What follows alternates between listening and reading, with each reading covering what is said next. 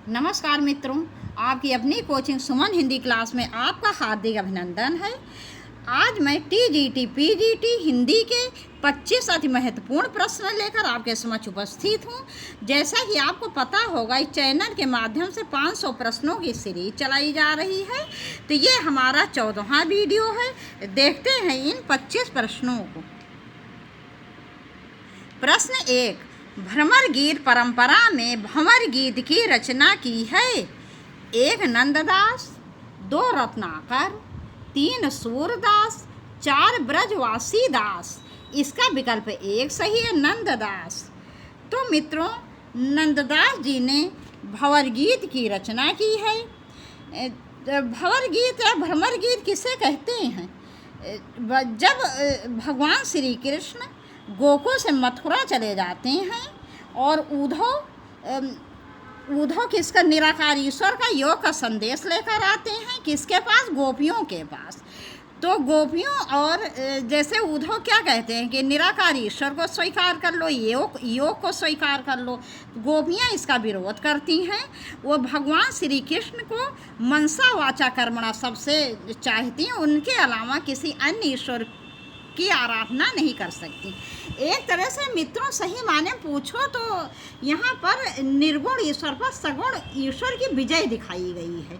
तो इसको बहुत से कवियों ने अलग अलग नाम से लिखा है। तो नंददास जी ने भंवर गीत के नाम से इसकी रचना की है। अन्य विकल्प देख लेते हैं। रत्नाकर जी ने उद्धव शतक के नाम से भ्रमर गीत की रचना की है। सूरदास जी ने भ्रमर गीत नाम से रचना की है। और ये ब्रजवासी दास जो हैं, इन्होंने ब्रज विलास के नाम से भ्रमर गीत की रचना की है। देखते हैं अगला प्रश्न। प्रश्न 2, सुजान सागर के लेखक हैं। 1 घनानंद, 2 ठाकुर, 3 बोधा, 4 आलम। इसका विकल्प 1 सही है, घनानंद। तो घनानंद जी जो हैं, रीत काल के रीत मुक्त काव्यधारा के कवि हैं। जैसा कि मित्रों आपको पता होगा, रीत काल को 3 भागों में बांटा गया है। रीतबद्ध काव्यधारा, रीत सिद्ध काव्यधारा और रीत मुक्त काव्यधारा। रीतबद्ध काव्यधारा में वे कवि आते हैं जिन्होंने रस, अलंकार, छंद और परिमार्जित परिष्कृत ब्रज भाषा से बधी हुई रचनाएं की हैं। और रीत मुक्त काव्यधारा में रीत सिद्ध काव्यधारा में वे कवि आए हैं जिन्होंने इनका निर्वाह तो किया है, लेकिन पूरी तरह इसको रीतबद्धता को स्वीकार नहीं किया है। इसमें सबसे प्रमुख स्थान है वो बिहारी जी का है। और रीत मुक्त काव्यधारा, इसमें वह कवि आए हैं जिन्होंने अपने हृदय के भावों को मुक्त रूप से प्रकट किया है। रस, छंद, अलंकार आदि से किसी प्रकार से ये बिल्कुल भी बधे हुए नहीं हैं। जो विचार इनके हृदय में आते गए, अपने विचारों को स्वच्छंदता से इन्होंने मुक्त किया, जिसमें घनानंद जी का स्थान सर्वोपरि है।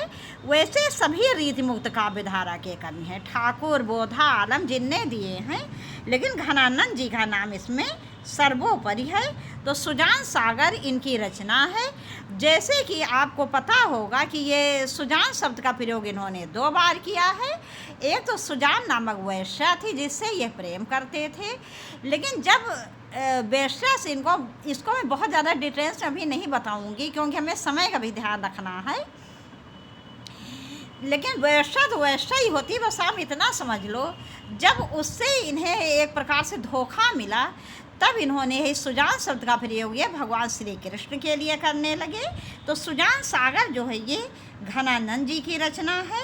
इसके अतिरिक्त इनकी प्रसिद्ध रचनाएं हैं विरह लीला, कोकसार, रसकेली बल्ली और कृपा कांड।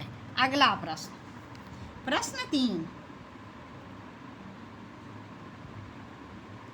विनय पत्रिका की भाषा है।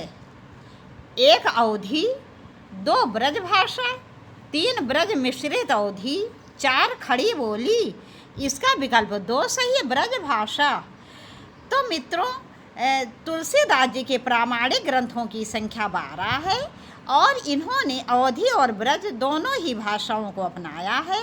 इनके बहुत से ग्रंथ जो हैं वो ब्रज भाषा में हैं और बहुत से अवधी भाषा में हैं। जैसे रामचरितमानस जो इनकी कीर्ति का प्रमुख स्तंभ है, उसको उसकी रचना इन्होंने परिमार्जित और परिष्कृत अवधि में की है। अगला प्रश्न, प्रश्न 4, बिहारी सस्सई पर फिरंगे सस्सई नाम से फारसी भाषा में एक टीका लिखी गई, जिसके टीकाकार हैं 1 फिराक गोरखपुरी, 2 आनंदी लाल शर्मा, 3 अमीर खुसरो, 4 मिर्जा गालिब। इसका विकल्प 2 सही है, आनंदी लाल शर्मा। अगला प्रश्न,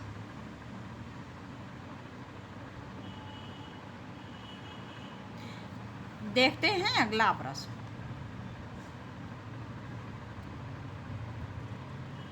प्रश्न 5, 84 वैष्णवन की वार्ता और 252 वैष्णवन की वार्ता मूल रूप से एक जीवन वृत्त है, 2 कथा कहानी है, 3 आत्मकथा है, 4 निबंध है। तो मित्रों, इसका विकल्प 1 सही है, ये जीवन वृत्त है। 84 वैष्णवन की वार्ता और 252 वैष्णवन की वार्ता गोकुलनाथ जी द्वारा लिखित कृष्ण भक्त कवियों का जीवन वृत्त अर्थात जीवनी है। अगला प्रश्न, प्रश्न 6, हिंदी का पहला समाचार पत्र कौन सा था? 1 संवाद कौमुदी, 2 गद दिग्दर्शन, 3 उदंत मार्तंड, 4 बंगदूत। इसका विकल्प 3 सही है, उदंत मार्तंड। उदंत मार्तंड जो है हिंदी का पहला समाचार पत्र था और यह कलकत्ता से प्रकाशित होता था।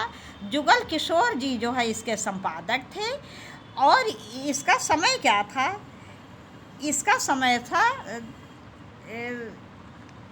30 मई 1826 ईस्वी।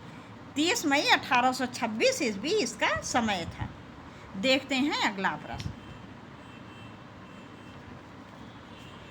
प्रश्न 7, आचार्य रामचंद्र शुक्ल ने किसे हिंदी का पहला उपन्यास माना है?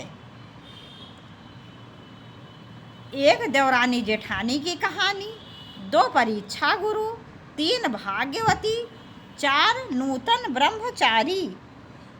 इसका विकल्प 2 सही है, परीक्षा गुरु। तो आचार्य रामचंद्र शुक्ल जी ने परीक्षा गुरु को हिंदी का प्रथम मौलिक उपन्यास माना है और ये किसके द्वारा रचित है? लाला श्रीनिवास दास द्वारा। ये लाला श्रीनिवास दास द्वारा रचित है। अगला प्रश्न, प्रश्न 8, महावीर प्रसाद द्विवेदी ने सरस्वती के संपादन का उत्तराधिकार अपने पश्चात किसे सौंपा था? 1 गया प्रसाद शुक्ल, 2 पंडित गौरी दत्त, 3 जगदम्बा प्रसाद मिश्र, 4 पंडित देवी दत्त शुक्ल। इसका विकल्प 4 सही, पंडित देवी दत्त शुक्ल।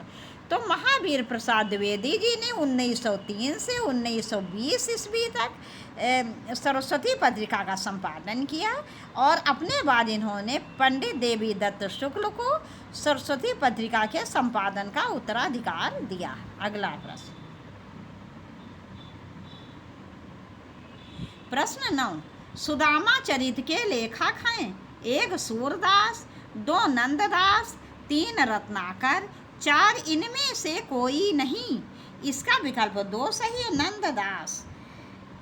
नंददास जी की अन्य रचनाएं भी बहुत प्रसिद्ध हैं, जैसे अनेकार्थ मंजरी, रस मंजरी, रूप मंजरी, विरह मंजरी, मान मंजरी, श्याम सगाई, रुक्मिणी मंगल, भंवर गीत, रास पंचाध्यायी, सिद्धांत पंचाध्यायी, दशम स्कंद भाषा, गोवर्धन लीला। मित्रों, एक बात का और ध्यान रखना, सुदामा चरित जो है ये नंददास जी की रचना है और नरोत्तम दास जी की भी रचना है, जिसमें उन्होंने सुदामा, गरीब सुदामा जी जो उनके मित्र थे, उनका वर्णन किया है। तो ये एक नंददास जी की रचना है और एक नरोत्तम दास जी की भी रचना है। तो विकल्प में जो भी रहे वही आपका उत्तर होगा। अगला प्रश्न,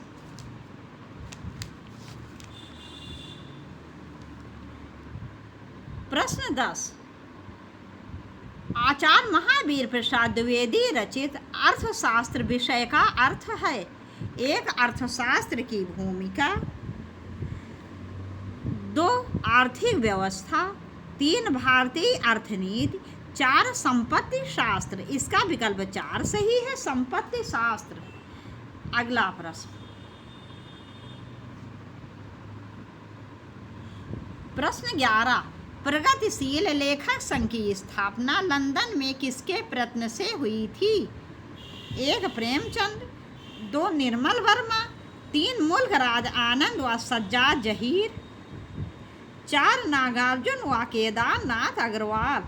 इसका विकल्प 3 सही है, मुल्कराज आनंद और सज्जाद जहीर।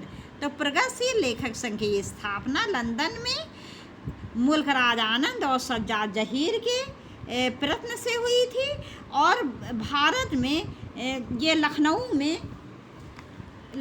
में मुंशी प्रेमचंद जी की अध्यक्षता में इसकी स्थापना हुई थी। अगला प्रश्न, प्रश्न 12, पंडित चंद्रधर शर्मा गुलेरी ने किसको पुरानी हिंदी का प्रथम कवि स्वीकार किया है? 1 स्वयंभू, 2 सरहपाद, 3 राजा मुंज, 4 पुष्पदंत। इसका विकल्प 3 सही है, राजा मुंज। तो चंद्रधर शर्मा गुलेरी जी ने पूर्वी हिंदी का प्रथम कवि राजा मुंज को स्वीकार किया था। स्वयंभू को हिंदी का प्रथम कवि किसने माना है? तो इनको हिंदी का प्रथम कवि माना है डॉक्टर राम कुमार वर्मा ने। सरहपाद को हिंदी का प्रथम कवि किसने माना है? तो सरहपाद को हिंदी का प्रथम कवि माना है राहुल सांकृत्यायन जी ने। और सर्वमान्य मत भी मित्रों यही है कि सरहपाद या सरहपा जी जो हैं वही हिंदी के पहले कवि हैं। अगला प्रश्न,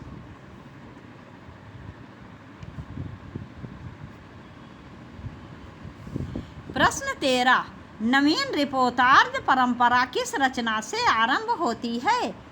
1 लक्ष्मीपुरा, 2 बंगाल का अकाल, 3 तूफानों के बीच, 4 स्वराज्य भवन, 3 स्वराज्य भवन। इसका विकल्प 1 सही है, लक्ष्मीपुरा। तो नवीन रिपोर्टार्ज परंपरा की रचना लक्ष्मीपुरा से हुई है। इसके लेखक थे शिवदान सिंह चौहान। कौन थे इसके लेखक? शिवदान सिंह चौहान।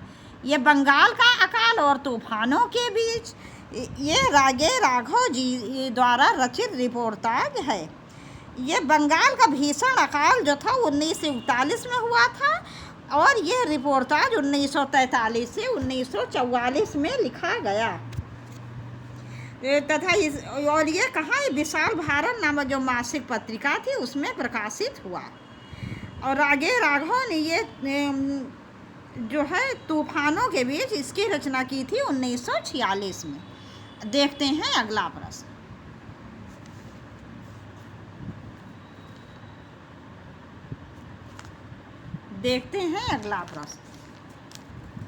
जूठन किस रचनाकार की आत्मकथा है? 1 नैमिषारण्य, 2 ओम प्रकाश वाल्मीकि, 3 रामविलास शर्मा, 4 हरिवंश राय बच्चन। इसका विकल्प 2 सही है, ओम प्रकाश वाल्मीकि। ओम प्रकाश वाल्मीकि। अगला प्रश्न।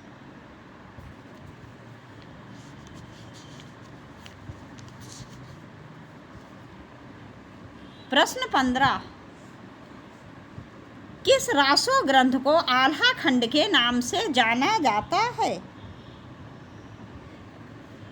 1 चंदवरदाई का पृथ्वीराज रासो, 2 नरपति नाल का बीसल देव रासो, 3 जगनी का परमाल रासो, 4 दलपत विजय का खुमाण रासो। इसका विकल्प 3 सही है, जगनी का परमाल रासो। तो जगनी जी का जो परमाल रासो था यही मित्रों आल्हा खंड के नाम से जाना जाता है। इसको उत्तर प्रदेश और उत्तराखंड में आल्हा खंड के नाम से जानते हैं। और ये बरसात के वर्षा के मौसम में ये आषाढ़ और सावन में ये गीत बहुत ज़्यादा गाए जाते हैं। आपके उत्तर प्रदेश में बहुत ज़्यादा गाए जाते हैं। तो इसमें जो है इसमें महोबा के जो राजा थे परमार्थ देव, इनके 2 सैनिकों आल्हा और उदल की वीरता का इसमें वर्णन है और ये वीर रस प्रधान रासो काव्य ग्रंथ है। देखते हैं अगला प्रश्न।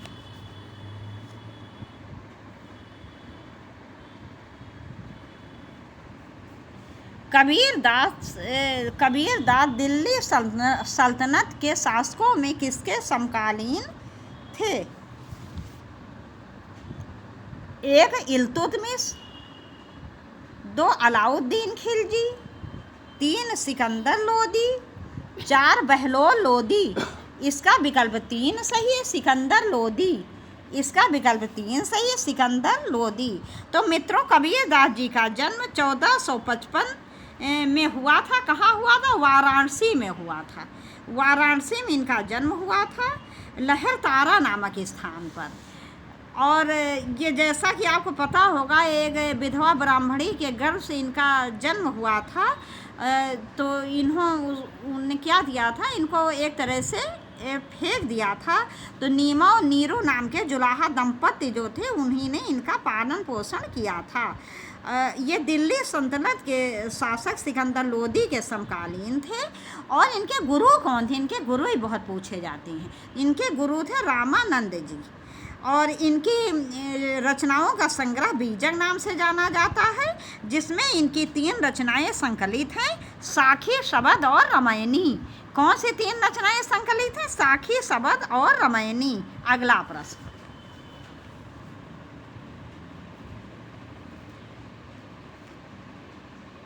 देखते हैं अगला प्रश्न। प्रश्न 17। हरडे वाणी एवं अंगबधो किसकी वाणी के संकलन हैं? 1 सुंदर दास, 2 मलूक दास, 3 दादू दयाल, 4 कबीर दास। इसका विकल्प 2 सही है, दादू दयाल। दादू दयाल के शिष्यों ने उनकी बाड़ी संग्रह हरडे बाड़ी और अंगबधो नाम से किए थे।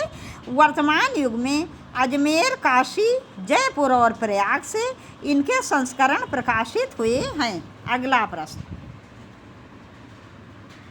प्रश्न 18। जिंदगी नामा किसकी रचना है? 1 मन्नू भंडारी, 2 मृदुला गर्ग, 3 कृष्णा सोबती, 4 उषा प्रियमवदा। इसका विकल्प 3 सही है, कृष्णा सोबती। तो जिंदगी नामा कृष्णा सोबती जी का प्रसिद्ध उपन्यास है। ये बहुत प्रसिद्ध उपन्यास है मित्रों। तथा इनके द्वारा लिखित अन्य उपन्यास हैं डार से बिछुड़ी, मित्रों मरजानी, सूरजमुखी अधेरे के भी इनका बहुत इम्पोर्टेंट उपन्यास है। रुख और दिलोदानिश। देखते हैं अगला प्रश्न।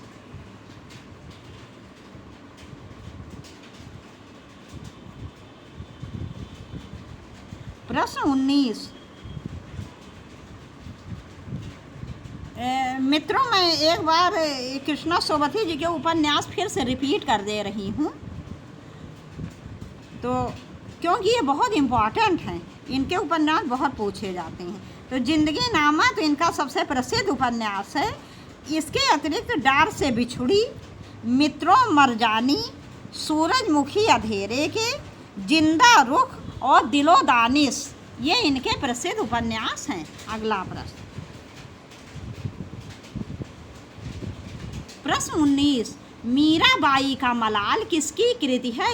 1 मीराबाई, 2 नंददास, 3 छीत स्वामी, 4 गोविंद स्वामी। इसका विकल्प 1 सही है, मीराबाई। ये मीराबाई जी की कृति है। इसके अतिरिक्त मीराबाई जी की प्रसिद्ध कृति है नरसी जी का मायरा, राग सोरठा, राग गोविंद, मलार राग। मित्रों, ऐसा है मित्रों कि राग गोविंद जो है ये मीराबाई जी की रचना है। और अगर आ जाए गीत गोविंद, तो गीत गोविंद जयदेव जी की रचना है। अगला प्रश्न। प्रश्न 20। अष्टछाप की स्थापना सन 1965 ईस्वी में किसने की थी? 1 गोकुलनाथ, 2 विठलनाथ, 3 वल्लभाचार, 4 निम्बारकाचार, इसका विकल्प 2 सही है विट्ठल नाथ जी ने 1565 ईस्वी में अष्टछाप की स्थापना की थी। ये वल्लभाचार्य जी के पुत्र थे। कौन थे ये? वल्लभाचार्य जी के पुत्र थे और इन्होंने 1565 में अष्टछाप की स्थापना की थी। अष्ट माने क्या होता है? 8। तो मित्रों इसमें 8 कृष्ण भक्त कवि थे, जिसमें से 4 कृष्ण भक्त कवि इनके पिता वल्लभाचार्य जी के शिष्य थे और 4 कवि विट्ठल नाथ जी के शिष्य थे, जैसे कुंभन दास, कृष्णदास, सूरदास, परमानंद दास। इसके अतिरिक्त छीत स्वामी, गोविंद स्वामी, नंददास और चतुर्भुज दास, इस प्रकार से इनके नाम हैं। तो ऊपर के 4 शिष्य वल्लभाचार्य जी के थे और नीचे के 4 शिष्य विट्ठल नाथ जी के थे। अगला प्रश्न,